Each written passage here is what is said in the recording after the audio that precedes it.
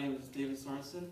This is a short story that I wrote. It's about 5 pages. I'm thinking it'll take about 5 minutes. If it goes over, just give me one of those and I'll scram. This is called Blue Jays.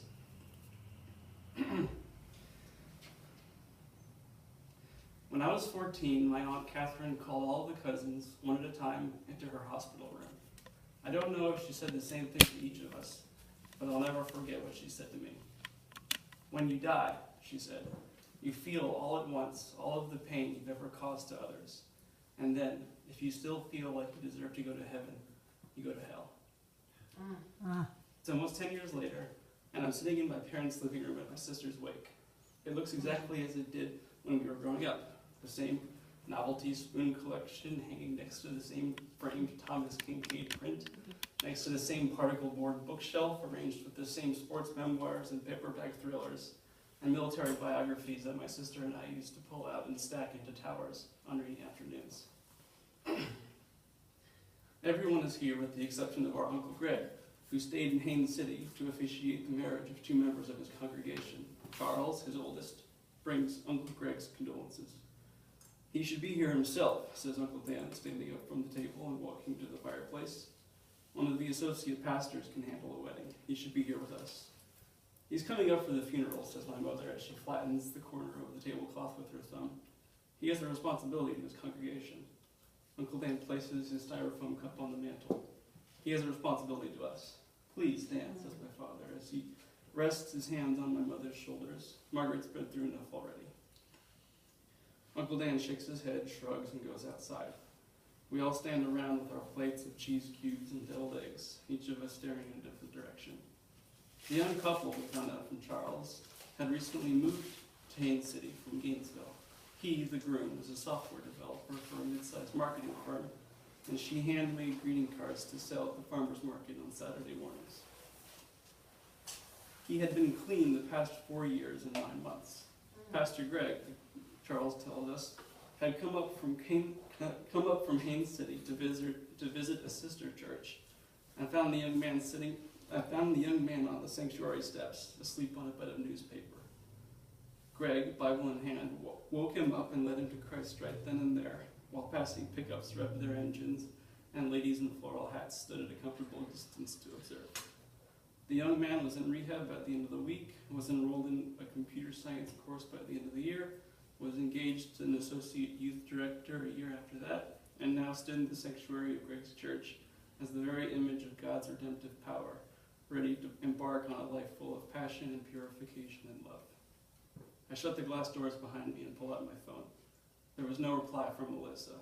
That makes 19 hours since I asked her if she was planning to go dancing on Friday. Dead to me now. That's what my sister would have said. Dead to me now. I looked down the porch at Uncle Dan, who leans his head back against the side of the house with his eyes closed, smoking a cigarette. I had forgotten that he was a smoker. Uncle Dan? He coughs and jerks forward, spilling ash down the front of his dress shirt. Seth, hey, he says. He drops the cigarette on the porch and lifts his foot as though to step on it, then pauses, reaches down and picks it up, breaking off the burning end and setting the butt on the windowsill. How's it going? Fine. With the back of his hand, he brushes the ash from his tie. How are you holding up? I shrug. I guess it really hasn't set in yet.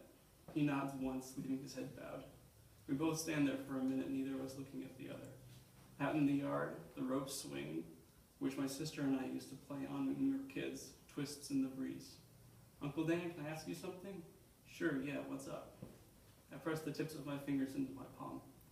A pair of blue jays lands on the branch above the swing, dipping their heads and fluttering their wings. A smile passes quickly over his lips and he puts both his hands on the railing. Your Aunt Catherine loved blue jays, he finally says. I always told her she should pick something a little more unique, but I think she liked the way that she could find them just about everywhere. She didn't talk about them often, but when she did, she would go on and on. They mate for life. They can imitate other birds, cats, even humans. And nobody knows why they migrate. You know that? Sometimes the same jay will go south one winter, go back north and stay put the next winter, and then go south again the next. I feel my heart beating in my stomach and the weight of the skin on my face. I'm sorry about Aunt Catherine, I say. He nods, leans back, and picks a cigarette butt from the still. The breeze has stopped. Your father, he says as he relights it. I don't know where I'd be right now if it wasn't for him. I nod. But I can't be there for you all now, he says, blowing smoke down past his shoulder and shaking his head. I can't. I'm sorry. The blue jays dance back and forth on the branch like fencers sparring. The breeze returns and the swing begins twisting again. One day when we were kids, I say, gripping the handrail with both hands, Dana came into my room.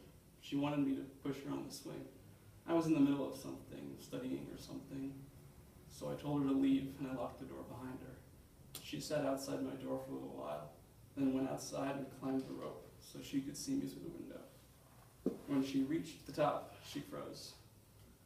She says she yelled and yelled for me to come outside and help her, but I couldn't hear her through my headphones. 4 hours later, my father comes home, gets the ladder, and carries her down. He didn't yell at me or anything. He just looked at me and shrugged. A stronger breeze blows, and Uncle Dan turns his coat collar up, pulling it closer around his chest.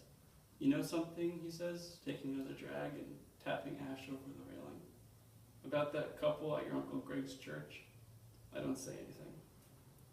They'll be happy. They'll make a life together, start a family together. They'll have everything. Dog, cat, potlucks, PTA meetings, everything they should want.